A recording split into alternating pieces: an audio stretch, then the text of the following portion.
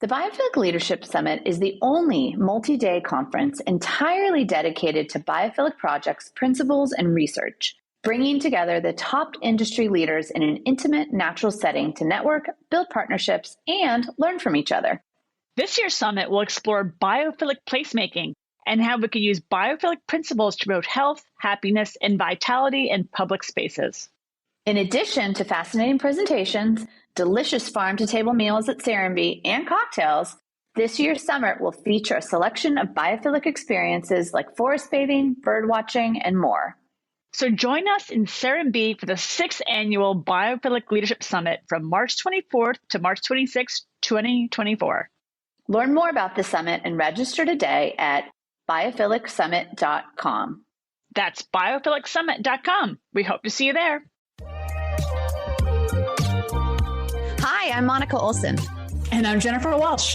And you're listening to the Biophilic Solutions podcast, where every other week we sit down with experts and thought leaders across industries in order to explore the innate connection between humans and nature and why we need nature to thrive. We truly believe that in order to tackle the global environmental problems we're facing, we as humans must reconnect to the natural world and come to a better understanding of how we fit in and how we are so interconnected. So in every episode, we'll interview new guests that help us uncover and highlight nature-based solutions to get us on a path to greater health, tackling climate change, and ultimately getting outside and connecting with nature. So let's get to today's episode. Hey, Jennifer. Hey, Monica. So I want to jump right into our episode today. It's so full of wisdom and insight, and I think our listeners are really going to love it. Yes, I completely agree. Today, we're talking all about how to have effective, meaningful conversations, particularly with people you may not agree with going into that conversation. And you might be thinking, effective conversations? What does that have to do with nature or biophilia? While we totally get that, Jen and I both argue that the tools of meaningful conversation, holding space for the other person and noticing subtle changes, practicing deep listening are actually very biophilic practices. Exactly. If biophilia is a love of all living things, then we have to extend that empathy and attention to our fellow human beings, especially during the period of deep polarization where it seems like we're just yelling at each other all the time instead of truly communicating. So our guest today is Fred Dust. He is the author of Making Conversation, 7 Essential Elements of Meaningful Communication. It's a book all about how to design conversations that are impactful and creative. So Fred actually got his start in architecture and design, eventually becoming global managing partner at the acclaimed design firm IDEO. While at IDEO, Fred worked on projects addressing design's role in big problems, really thinking about solving those, and then he also started thinking about how to apply design to conversations. Yes, absolutely. Fred is a great friend of mine. And for anyone who's attending the Biophilic Leadership Summit, he is also giving the keynote address about biophilic conversations to really bring this movement to the forefront. We've got links to the tickets in our show notes. And trust me, you're not going to want to miss this. It's going to be so fascinating. Yeah, I'm really excited for the conference and for Fred to speak. So in our conversation today, we talk with Fred all about overcoming the pervasive loneliness of modern life, explore conversational communities, which was a new one for me, and delve into the ways that the nature provides the perfect backdrop for meaningful dialogue. Okay, so let's get to our conversation with Fred Dust. Fred, we're so happy to have you with us today. Thank you for joining us on the podcast. I can't wait. I mean, I get to join you in person today as well. So I'm excited about all of that. So yes. Me too. I know. That's going to be a huge treat. I know. It'll be fun. I'm looking forward to it. So we want to dive right in. I know you got this amazing book, which I have in my hand right here, which we'll put in our show notes, Making Conversation. And it's really 7 C's that we'll kind of go through some of them. But I really want to know, as an author of now a couple of years, how does that feel? And how did you get here? What was it that led up and drove you to write this book about conversation? Wow, Monica, that's a great question. And it's a big question. It's a big question, but it's also interesting the way you put it, because I will say in my life, I always sort of imagined that the one thing I couldn't ever do is write a book. That would be like the big thing that if you did it, you're like, okay, it's all done. And it's interesting because once you start to write, you really do feel like it's something that you have to do all the time, which is really interesting. So I don't think of myself as a writer, but now I sort of do. I am a designer, and I started design work in architecture, which I think we'll talk about a bit today, because I think it relates a lot to the topic of your podcast, and really saw architecture more as a method and process as opposed to here's the product. That's kind of what was really interesting for me. And so went on from there to work at a design company called IDEO, which was a kind of renowned design company for thinking about design and the way design affects the way we think, basically. So they're known for a kind of process called design thinking. A lot of the work is actually ethnographic, so it looks closely at people and the way people work, which I think, again, is going to relate to some of the things that we're going to talk about today. And then as I worked more and more there, ended up applying the design process to really big problems. So focusing on things like cities and governments, worked a lot with the Obama administration, focused a lot on how we could actually think about, frankly, design and mental health, worked with the Surgeon General on the epidemic of isolation and loneliness in America, things like that, really kind of important, meaty topics. Around 2015, started to think that there is a way to think about applying design to conversation. And that kind of fixed in my head, and I couldn't stop thinking about it, and ultimately led to the book. So that's a kind of... I love that. Absolutely. That's fantastic, Phil. I mean, I know quite a bit about you, but that part I didn't know, but I love that. And also, you've also talked about how your mother and your grandmother kind of also formed this idea around conversations. Can you kind of dive into that too? Yeah, I mean, it's really funny. And it's actually one of those things that you only realize as you're writing. I write a lot about listening. In fact, it's actually the kind of, as I think you might know, Jen, like the bulk of what my new work is on is actually thinking about listening. And one of the people who was most influential in my understanding of listening was my mom. And my mom was a really great listener who made people want to talk to her. Like that there was like this thing where she was such a good listener that people wanted to tell her stories. And it felt like an incredible talent and something that is actually sort of, we don't think about as a talent in our daily lives. And so my mom was a huge, huge influence in the ways that I thought about my work. My great grandmother, on the other hand, was an incredible storyteller. And so I think I learned everything I learned from storytelling from my grandmother, because my grandmother was really good at telling these incredibly short, incredibly captivating stories that just made you be like, I'm going to show up and be on that screen for the next day. So yeah, my grandparents were incredibly impactful in my career, my thinking. My husband worked for an entertainment company, and he had a writing partner. And that writing partner, when we would get together with him, he was the best listener. You felt seen. He was so present, and it felt like it was very caring. Yeah. And it's very rare to have that experience with people. Monica, it's actually, I think, really too rare. It's something that we really need to kind of make time for, really connect with. It's a big part of the design process, right? I mean, you need to actually really take in who you're building for, who you're designing for. And one of the weird things that I used to tell my designers is that in the end, this is a strange thing, Monica, but in the end, if you really want to design something for somebody that's going to really make an impact on them, you sort of have to fall in love with them a little bit. And to do that, really, that you have to love the people you're building for or designing for. And to do that, that means you really need to be listening. You really need to be hearing what they're saying, what their needs are, and what matters to them. So. Oh, that is really powerful, Fred. I kind of love that. You said something in the book, kind of because tying into that. Hold on one second. I love this part where you talk about architecture. The design practice I studied often gives weight to watching and observing people interacting in a space over asking people about a space. This is what it's meant to be, to listen with your entire body. Yeah. I love that part in your book. I highlighted that years ago when we first met, and you gave me the book. And I thought, ever since then, now I kind of think about how am I listening with my whole body? Because I never thought about, I try and be a good listener. I think we all try, but this book helped really guide me to understand those principles of how we show up in a space, whether with a people or just the place that you're in, and how you're listening and also receiving with your entire body. I thought that was really cool. Like you say here, we use this as participatory listening. Yeah. I thought it was really interesting. I never thought about that. And it's interesting, Jen, because I think you're hitting on a point that's really on my mind a lot, which is, I think there's a part of listening that really ultimately becomes sensing. Like it's like and in that case, our bodies really are tools. And again, I think with the work that you're doing with Biophilic Institute, it's very similar where it's like we have to be attuned with everything that we have. And that is a form of listening. It's just using different tools. And it's really powerful. There's another part of that, Jen, which is that when you often ask people about space, they'll tell you what they think they know about space.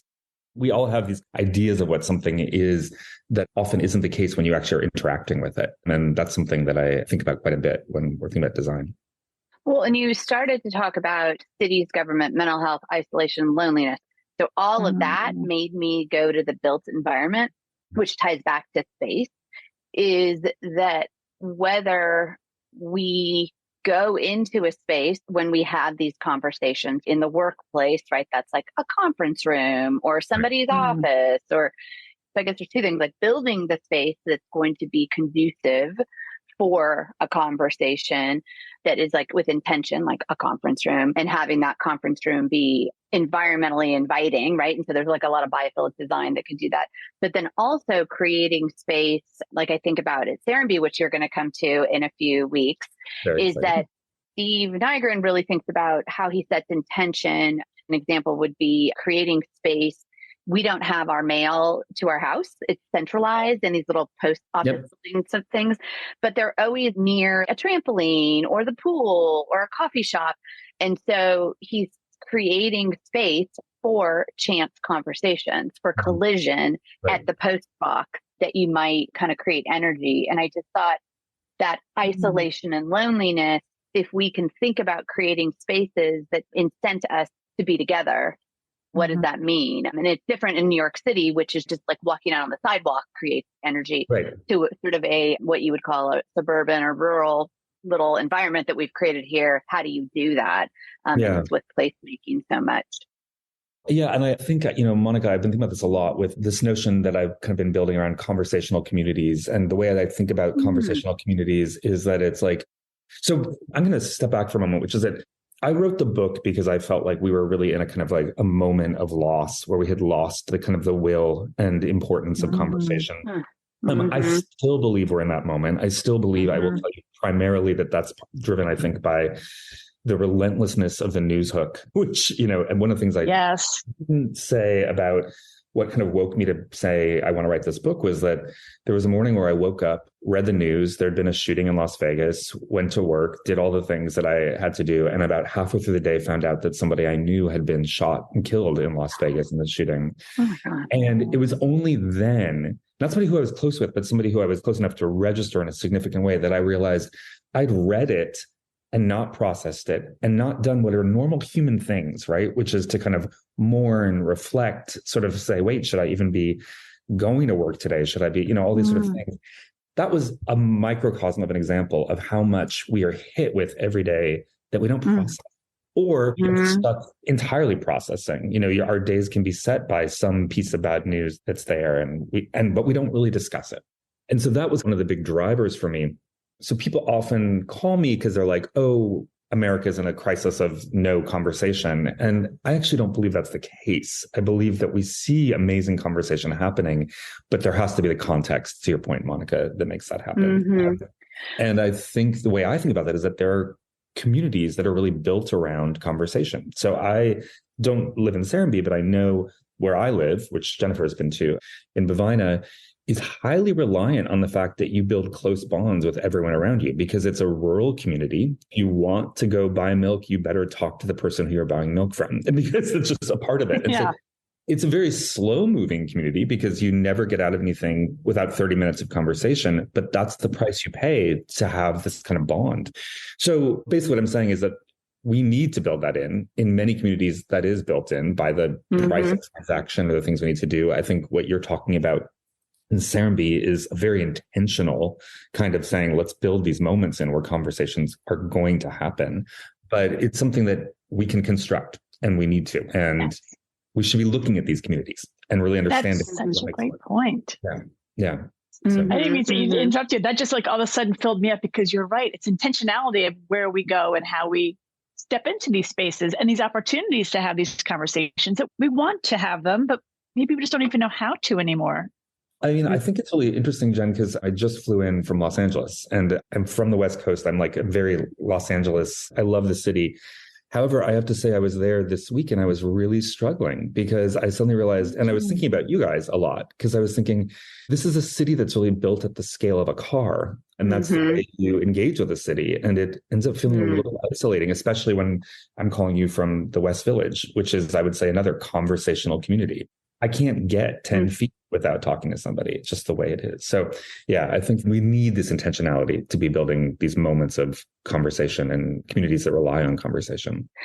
Yeah. And the other thing that I think, I don't know if you mentioned in the book or it was a podcast interview, but I thought was a really great thinking about place again is in companies, a lot of times, and I remember I worked for Old Navy for a number of years in the office in San Francisco, and our boss is this great guy, and he had open door policy, but he was the vice president, right? And I was like a junior something, right? And that was great. It sounded great on paper, but he was in his office with the door open, and that was an intimidating thing to think if I had something to talk to him about, that I would have to go into this space, and maybe that's a power dynamic or something. But I thought there was a comment that I think you had made about like, well, what if that individual came out of their office and they went around to all the desks and just sort of casually checked on everybody versus coming to the office, which felt like, even though it's open door, which sounds like this wonderful CEO role. And so I liked that also as like thinking about space and power dynamics and how we have conversations that just because we open the door doesn't mean it's inviting.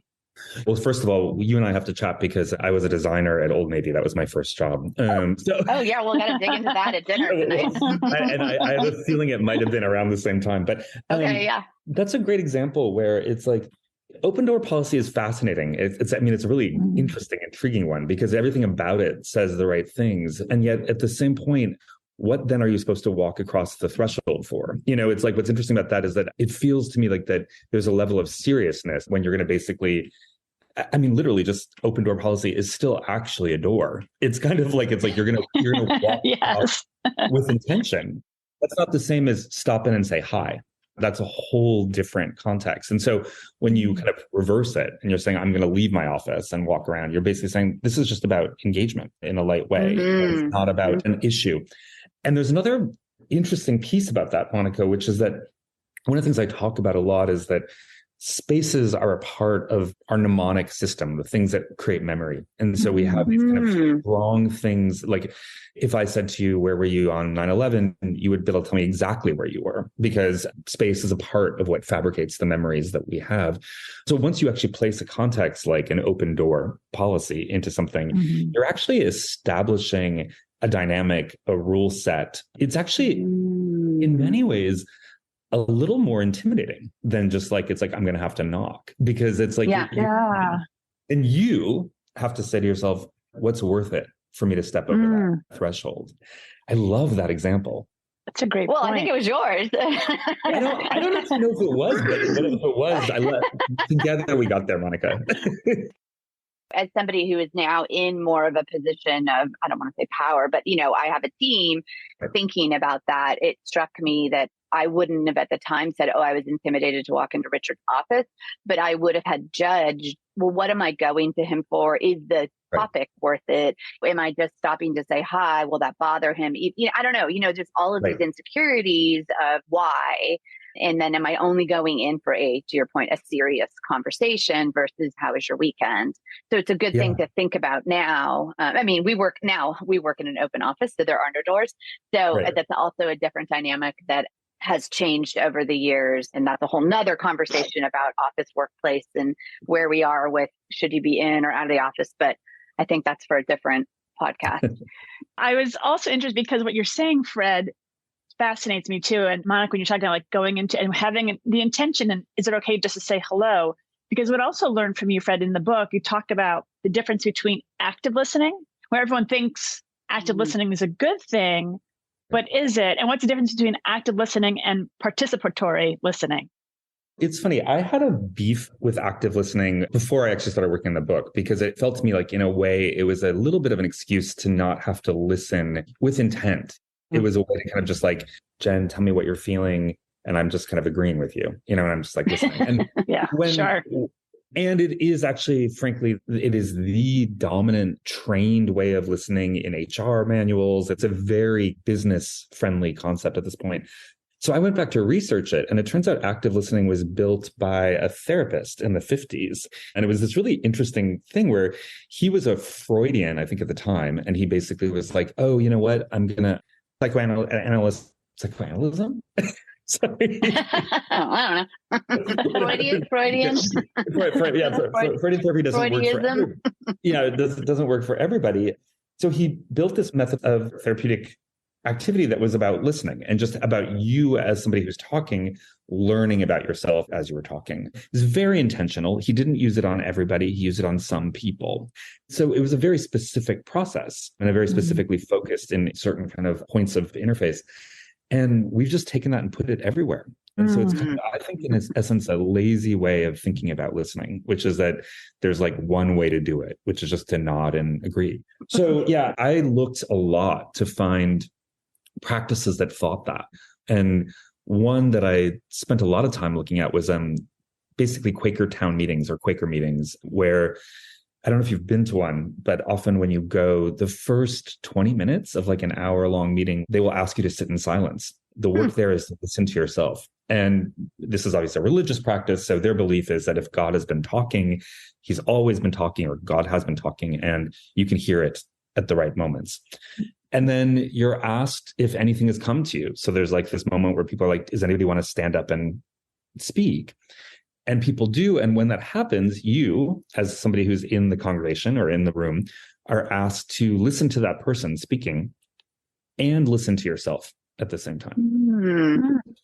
And the point is that you're supposed to say to yourself, wait, is this thing, does it resonate? Does it feel right or not? And you're supposed to sort of say that works for me or it doesn't work for me. And that's really about letting judgment in. And my belief, Jen, is that we're people, we judge.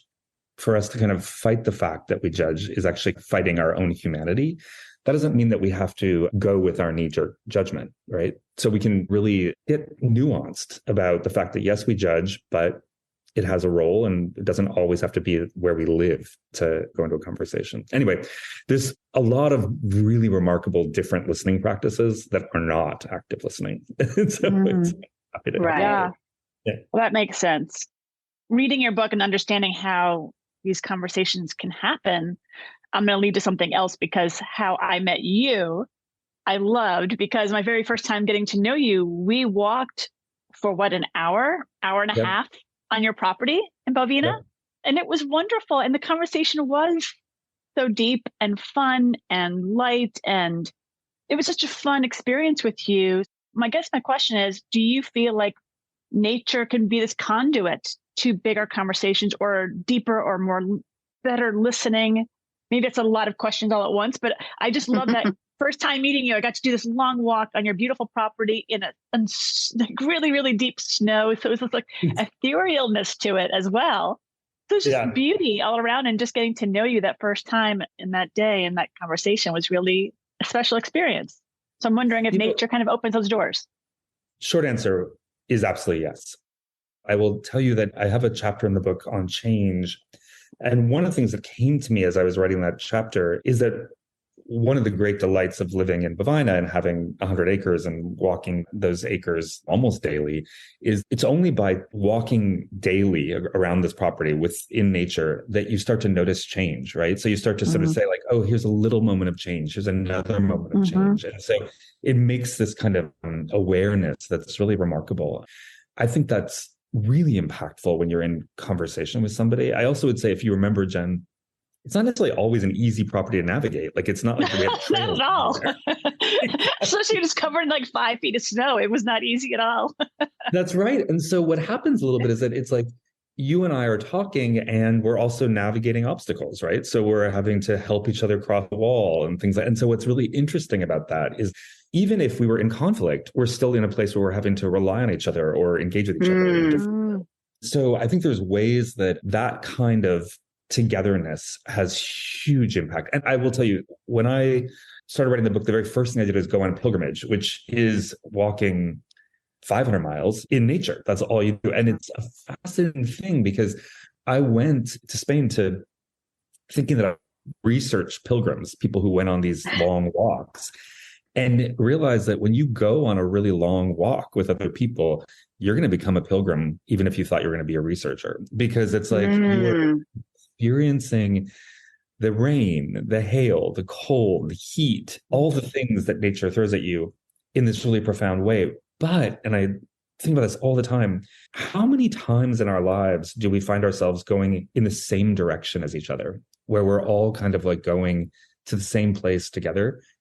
Pretty rarely. Often it's like we're going to meet each other, or we're face to face, or when you get to travel side by side with somebody, you recognize that as humans, that's the best we can hope for, is that we get to travel together with somebody side by side. Wow, that's beautiful. Yeah, that really is beautiful. Mm-hmm. Yeah. And thinking about who we choose to travel with. I think that's right. And what happens when we don't choose, when we get thrown together in these interesting ways? What was really fascinating is when my husband and I went on pilgrimage, we were going together. So obviously we had the choice. And then maybe a week later, I had to go to Dharamshala, which is where the Dalai Lama was, with 10 strangers. And at some point recognized that we were still pilgrims together, because that was a sort of pilgrimage. And the bonds connecting when you travel together, even as strangers, was pretty profound. Can I tell you a little funny personal story? Yeah. Yes, please. So when I came out to my father, which was a really hard moment for me, it happened going on a hike in nature. We were in Washington on the coast, and he and I went on this hike. We got lost. So it was this moment of like incredible vulnerability in a natural context where you have to climb trees to figure out where you're going, things like that. And also it was interesting, like, because one of us was typically in front as we were like navigating through it. We weren't face to face. We were navigating these obstacles.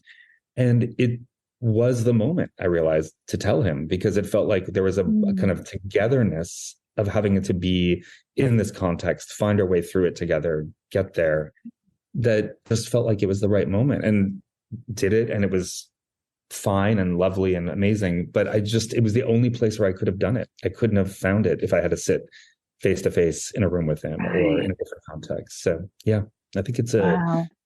That's magical, but that's wonderful. Yeah. And that's profound. And that's, again, back to, you probably can detail everything about that walk, right? Because it was such an impactful and important moment in your life. That's right. When we're talking about nature and where we are, biophilia, like we talk about a lot, Jen and I, like, how can we create a biophilic movement that potentially biophilia, this sort of love of life and all living things, and that it's a biological need that all of us have. And you could even say that the animals have it, the plants have it, we all have it, right? And so we all need each other. And in this place of crisis that we are with the environment, two things I think about on a daily basis is, how do we share the concept of biophilia with people? Because I do believe that it could transcend, or does transcend, this very polarizing, I don't know, whatever, the climate's changing, it's not changing, or it's changing with people, or, whatever, it's just the way it is, that we can get into this other conversation about how important it is to have nature and have the connection. And then without it, we will not live. Nature will go on, but we won't go on, or the animals won't go on. So how do we create a conversation around biophilia? And then is it possible, because I think like with this latest IPCC report that came out, that each time they're sort of screaming fire, and which is legit, but now they're really even saying more so. The biggest thing that I heard from that report was, we're going to have hard conversations, or period conversations with people. We're going to have to tell them things that they don't want to hear, or we don't want to hear. I don't want to hear it, right? I mean, do any of us want to hear this? And that we're going to have to make changes and do things that are uncomfortable. But the only way we're going to be able to do that is to talk about it. So I'm not sure there's a question in there, but I would love your thoughts on Monica, how do we set intention? I think there's multiple questions in there. And I think I want to kind of land first on the question of the biophilic movement and how we think about it. I do feel like often it's getting to the fundamental core. And I think you did a great job of sort of saying, like, as we think about the biophilic work, it's really about being attentive to all life that's there, and kind of appreciative of all life. And if you think about how that becomes that's a very simple way of communicating something that otherwise can be quite complex. There's all these different ways about what this is, but when you say it that way, it becomes this kind of simple thing, which also becomes a little harder to argue with, which is, it's like, are you going to want to be the person who's like, well, not me. Like, I don't I don't need plants. I don't care about the animal. It's like, there's some life I don't care about. Like, so I think there becomes like a really interesting kind of crucible moment as we think about the things that you're talking about. I also think, Monica, and I'm going to just use this because I was just there. Like, it was fascinating to be in Los Angeles when we had the rains that we had. And it was a fascinating thing to be there and be like, when we're in Los Angeles, we're in a city that isn't built to withstand this kind of thing. The infrastructure just isn't. We lose power, like the streets flood really simply. And yet we don't talk about it as a natural issue or a nature issue or us in context or in collaboration or in conversation with the natural environment. We just sort of say it's a city issue. And so we sort of miss the notion that actually we are constantly struggling. I don't need to put like our context of like, it's not combative with nature, but we are in a place where we have to either begin to accept it and bring it into our ways of thinking or else suffer because of it. And that, I think, Monica and Jen, that's the hard conversation, right? Is that it's like, this isn't working out for you. Think about this, like denying climate change turns out to be a pretty bad move on our part because it's like, it comes back at us in such big ways. I like that statement. This isn't working out for you. Would you like to change? Would you like to change? Because this isn't exactly. So we can ignore it all we want. It's like, in the end, not such a great idea. What's interesting with this, Monica, is that hard conversations are the ones that often we don't want to have. And this is one that we are clearly not wanting to have. It's not about, oh, wow, wouldn't it be a lovely environmental context if we adapted to nature and really brought it in? It's actually about, if we don't, we're in serious trouble. Yeah. That's so true. Well, and one of your, because we haven't really talked about, we'll definitely don't have time to get through the whole 7 C's, and that might be a whole nother podcast, but one of them that I like that I think ties into this is the commitment. And I thought that was really interesting. And so I'll have you explain it, and then I'll sort of, if there's one particular area that I'm sort of fascinated by. We have to imagine that it's like when I was writing this book, I was out lecturing about it as well. And at that point, there were 6 C's in the book. There were not 7. And I had a person raise their hand at one of my talks, and they were like, well, what happens when you're in a conversation with somebody, but you know that person hates you and you're immediately like you don't want to talk to them. And it's like, and I was like, well, I don't know. You're like, oh, how am I supposed to know? Yeah. I, at that point, started to explore this idea of commitment, the idea that you might ask people, which I do when I lead conversations, to commit to being in that conversation for an hour, whatever it is, 10 minutes, 5 minutes, an hour, and commit to the conversation, commit to the people, and maybe hold your beliefs in check. And so it goes back to something we were talking about earlier, which is like this whole, as listeners, we judge, right? That's a thing. But for 10 minutes, for 5 minutes, for an hour, can you at least just say, well, I'm going to commit to the person and go there and just hold my beliefs back for a minute? The big thing there that I've realized over time, Monica, is that what it really asks us to do at some point is basically to sort of like say, like, can I go into a conversation without the idea that I'm there to change someone's mind? Yeah. Right. So it's like, so often the conversations that like stick out to us are the ones where we're like, well, we had like 20 minutes to convince them to vote for somebody different or whatever. And I'm like, no, what if you're there just to kind of like learn someone's name and have a conversation about that for a bit, and then imagine that the next conversation is about something else, and if there's a long arc to the way we engage. But it's this notion that we go in thinking we should be changing someone's mind that makes conversations especially embittered. This commitment thing really helps, I think, people kind of get through the idea of it always being a conflict. That's a great point, Fred. Like, and Monica just brought up, is this the idea of commitment is intentionality of everything's been so polarizing the past few years, vaccines, no vaccine, the political landscape, and everyone wants to, there's such a rift, and just having an opportunity to just listen to people without trying to impose your beliefs on somebody else. So just to listen and say, I don't agree with you, but that's interesting. That's an interesting point that you bring up.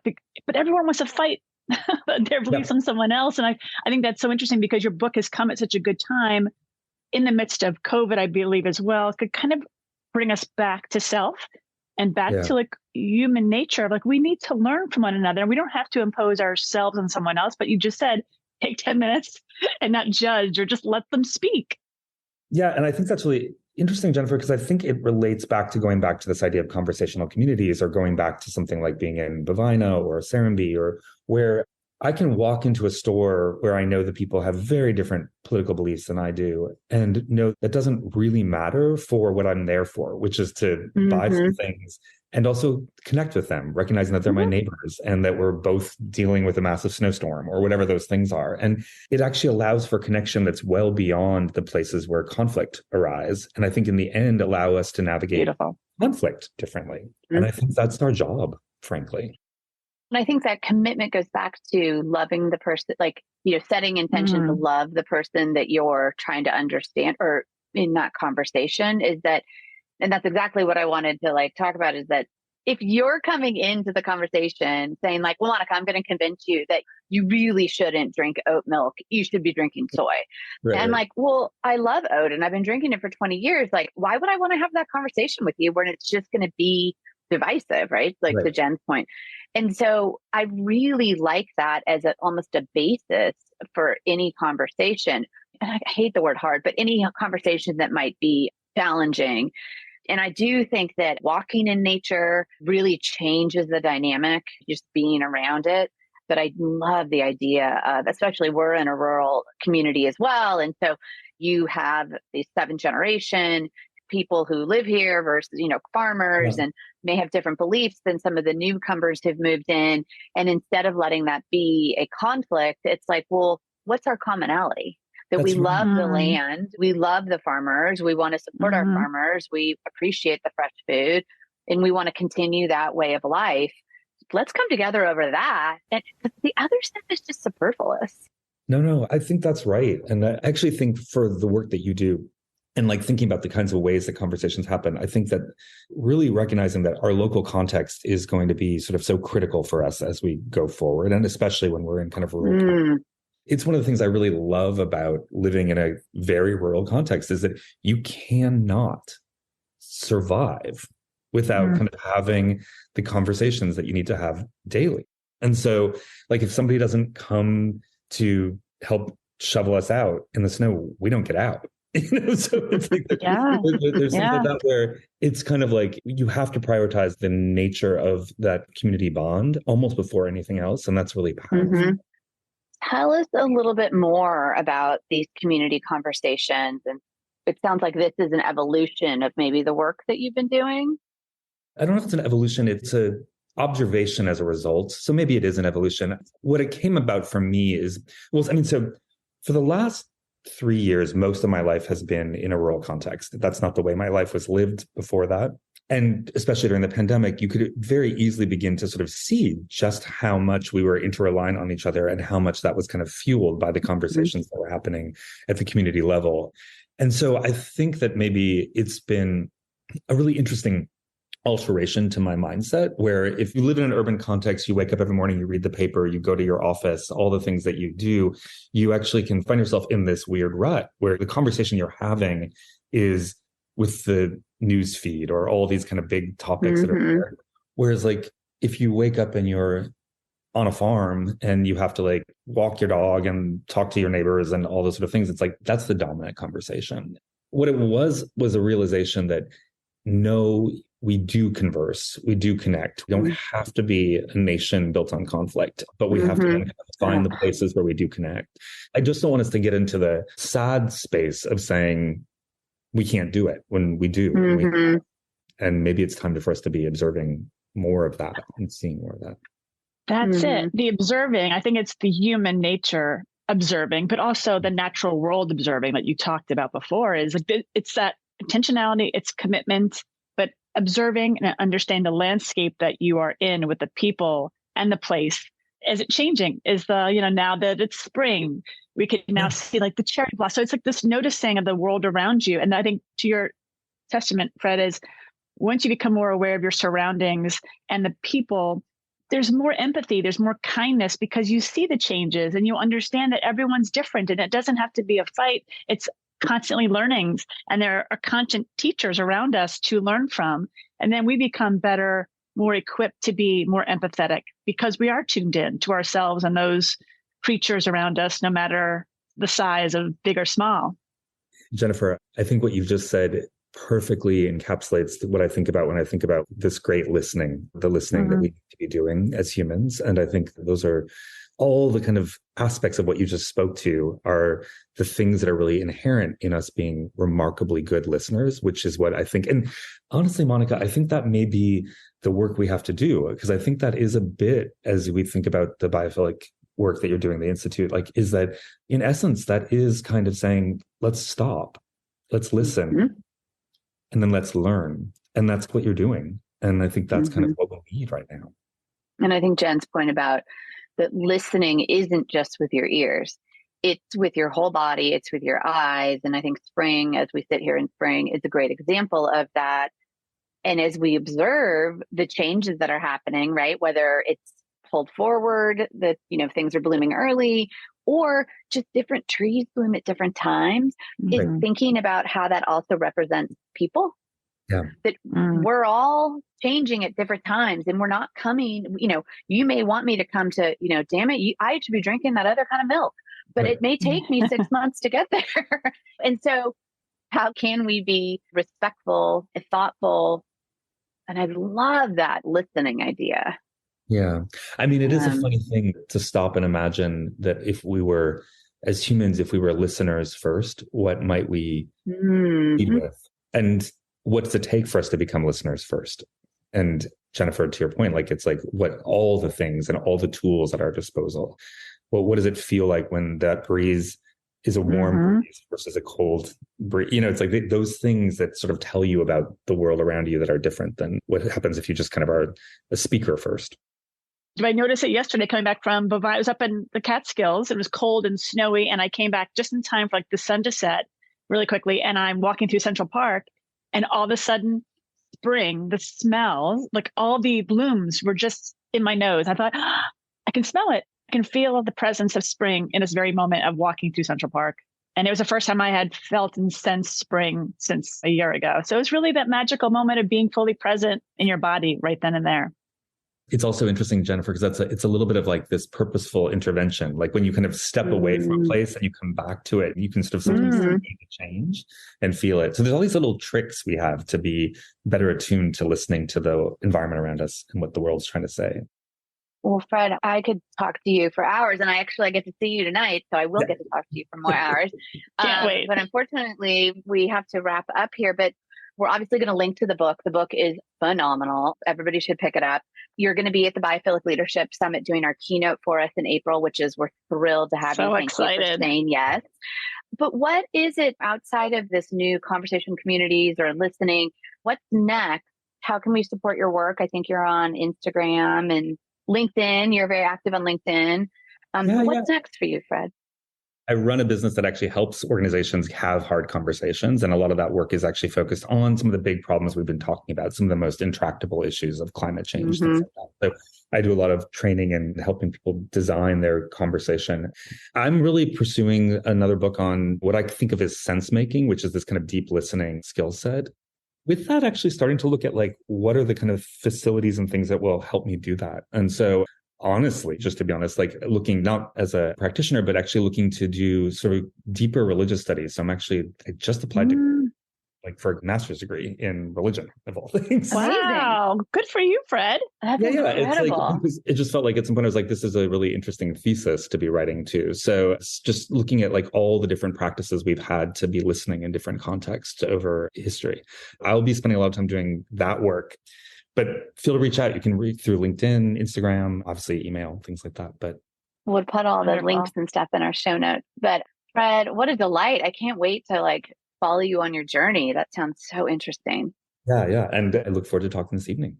I know. We can't wait. And we'll see you at the Biophilic Summit. So we can't wait to have you at the Biophilic Summit. And we can't wait to learn more about your work there. And we're so thrilled. Yeah, I really look forward to it. Bye, guys. So Jen, it almost feels weird to say, but I really loved this conversation about conversations. Me too, Monica. Fred is so good. He's so great. And so many of the tools he uses to design conversations have that quality I love. They're very common sense. Why aren't we all doing this?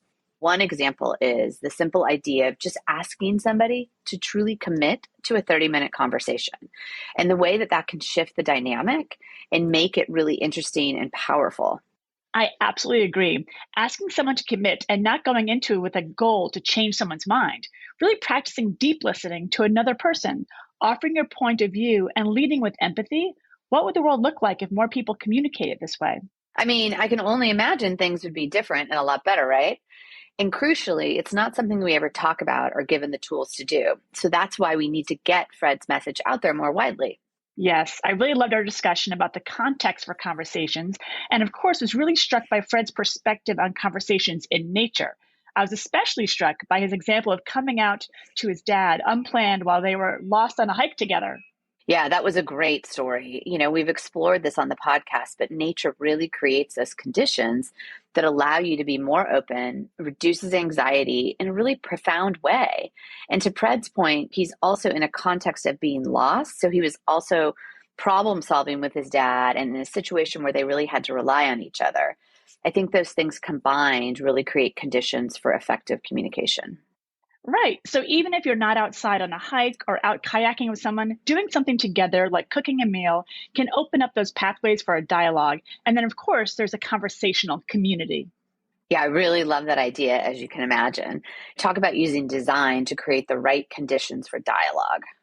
And creating groups that are bound together outside of their individual beliefs, I think that's really powerful and really fascinating as well.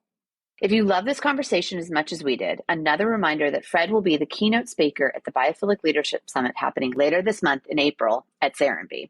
So we've got tickets to that and lots of other resources to get to know Fred in our show notes. Okay, Monica, see you soon. Bye, Jen. Thanks so much for listening.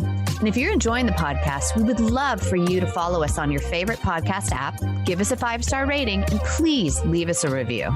It really goes such a long way towards helping us reach a wider audience and sharing these amazing interviews and solutions with the world. Absolutely. So thanks so much for following and reviewing the podcast, and we'll be back with another amazing interview in 2 weeks. You're now a part of the Biophilic movement.